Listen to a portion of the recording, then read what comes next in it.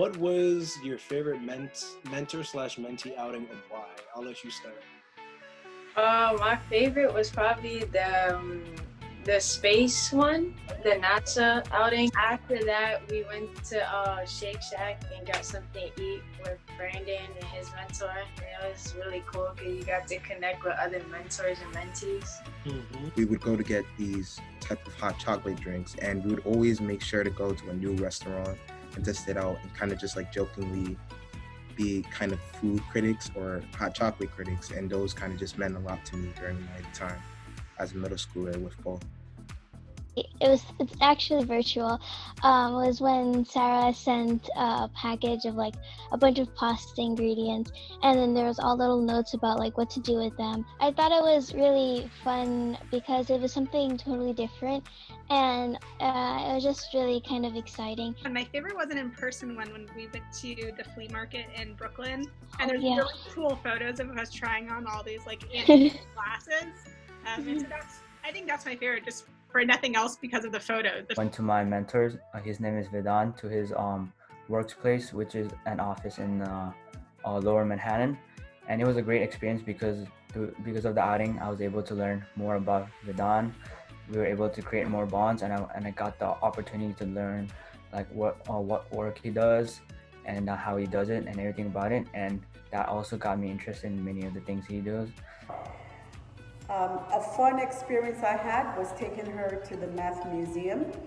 I was able to see her interact with some of the exhibits and watch her curiosity about what the answer was or how to solve the puzzle. And I got to see how she was intuitive, willing to try hard, and it taught me something about her. So my favorite outing would have to be the one where we went to the Brooklyn Nets game, because with my mentor, his name was Addison. He really enjoyed basketball, and he played like varsity basketball in high school. And so I feel like, personally for me, I like basketball. So when we went to that game, we were really able to bond, and also the hot dogs were good. What was something new that you learned from your mentor mentee to always have a positive outlook on life, on the next move that you're making, on the challenge in front of you? Brad is a exceptional, unwavering optimist, and especially in a year like this year, he's always got a smile on his face. He's always got a head full of steam. That's my son in the window trying to get in. And it's just really, really fun to be around him for that reason. He brings an energy. My experience with my mentor had taught me was to not be afraid to try new things, because a lot of the things that we did do together were new to me and new to her a lot of the time as well. But it was never a bad thing to try something new with her. Of course, maybe some things I liked better than others, but at the end of the day, the experience was really all that mattered. And the experiences were definitely worth it. I think one of my favorite things that I learned from you, to be honest, Yashing, is kind of the revitalization of life itself. That sounds kind of hokey, but it's the truth. As you grow and get older, you kind of become jaded to so many things that you experience through life. But I really got to enjoy when I would take you places or do things with you. I got to enjoy, the experience through fresh eyes. And so nice to be able to kind of re-experience things with someone who was had never done something like that before, whether it was going out to dinner or going to, Fenway Park, or just going, just anything that we did. It was really nice. Never really got into chess. And I remember one of the TEAK days, Fred literally taught me the 101 of chess. And I know he's pretty good at that. So that was definitely something I learned from Brett. Not really used to talking to other adults that aren't my teachers or my parents or let's say relatives. I feel like I just felt more comfortable when I'm talking to an adult now, or I just feel more comfortable just talking more often, I would say. And it's I feel more comfortable talking to Sarah because we share around the same interests, and it's always cool to learn something different from her. So yeah. I remember we took some time to get to know each other. And so one thing I would say to all the future mentors is it sometimes can take time, like any relationship. You just have to be patient and wait for them to come out of their shell, because I think there's just a level of trust that she needed to have with me to make sure that she was in a safe space. I kind of learned how to reach out and how not everything I have to do on my own. And it's okay to ask for help at times, even if you have wanted to do stuff on your own and you feel comfortable with that way. When something goes tough, it's okay to reach out, and Paul just taught me a lot about that. Something I learned from Josh is how to bowl better, because before mine would not hit the pins, and then from Josh I learned how to hit them better, analyze what he did, and then from that I understood how to do it better. Question number 3, how do we stay in touch? Social media, keep up with Instagram or stories and our posts. Anything friends would normally do, right? Which is exactly what this experience should be like. I would also just mention that for mentees who are going to boarding school, the breaks that you have are also really wonderful opportunities to meet up with your mentors. So when I came back for fall break, winter break, or spring break, or even in the summers, most of my internships in the summer were always in New York City. And Eric, most of the time back in a few years back, he was always in New York City. And so we would just meet up, usually have a meal, and it was really nice to catch up. Technology is a great thing, so we often look to that to stay in touch. When we had to stay in quarantine, we did do some Zooms, and sometimes we would play some games together online over Zoom. Sometimes we would just talk. Sometimes we watch something together. So there's a lot of we do. Well, I definitely remember at the beginning, we spent a lot of time talking on AOL Instant Messenger. I'll give you $10 if your mentee actually knows what that is. Mostly text messages, but I will admit, since I've been have TEAK and school and then also online classes, we haven't kept in touch as much as we were supposed to. But I feel like we still text each other now and then, and it's still always fun whenever I text Sarah. So yeah. At first, it can seem a bit daunting.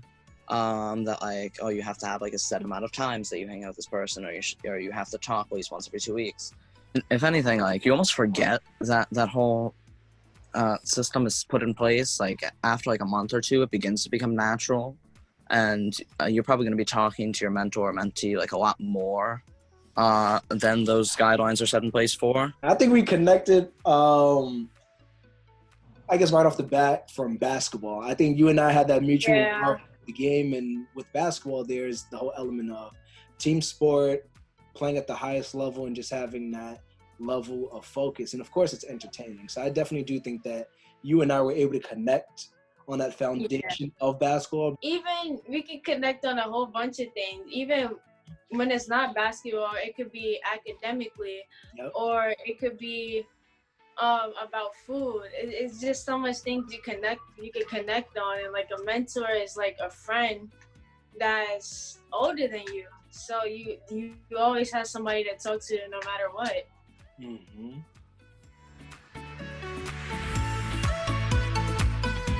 What is one tip or piece of advice you would give to a new mentor match?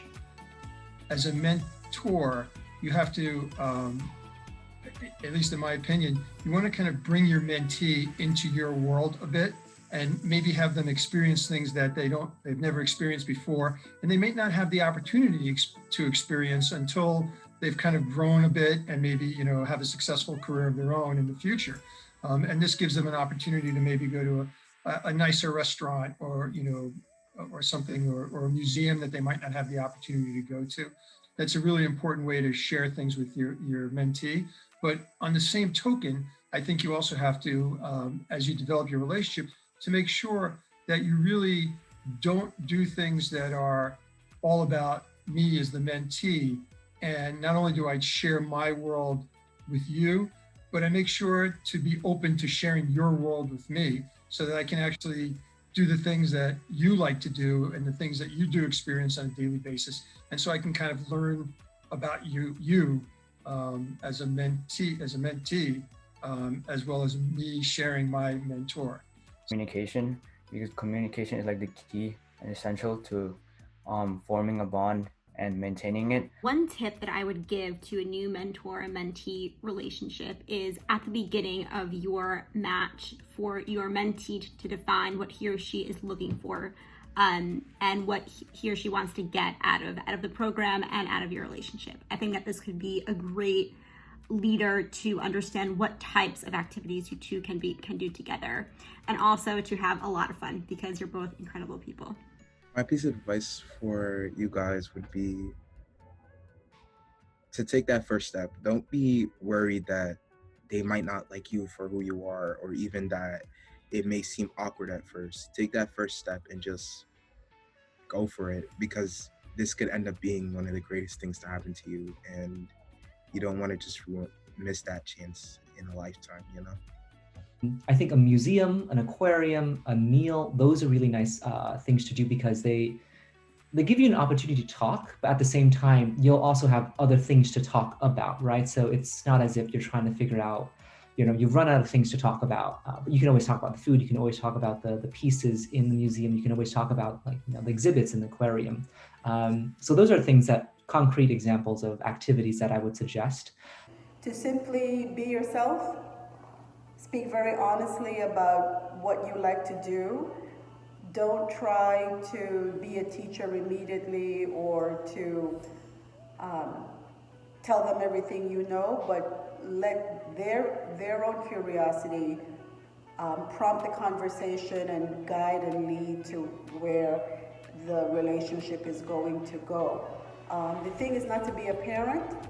They've got one already. The thing is to fill in the gaps about what they're curious about and what's out there and what they can expect, but you've got to give them time so that they get to it. One of the things that comes to mind is to remember that it's a two-way street.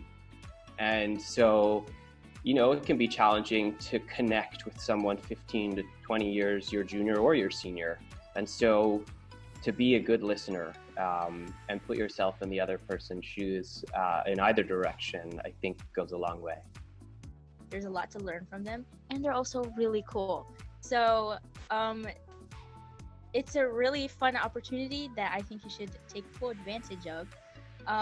And it's okay to have fun and be informal and just be friends. Just be open-minded and just let it flow. I feel like over this past year, there was never a situation where we had to fake the funk, you know what I mean, and connect. I feel like it was very seamless. If I had a question I want to reach out, I'm shooting you a message or giving you a call, and you're doing the same. I think also having those open lines of communication and sort of setting those boundaries and parameters on what's okay, I think that's definitely made for a successful match for sure.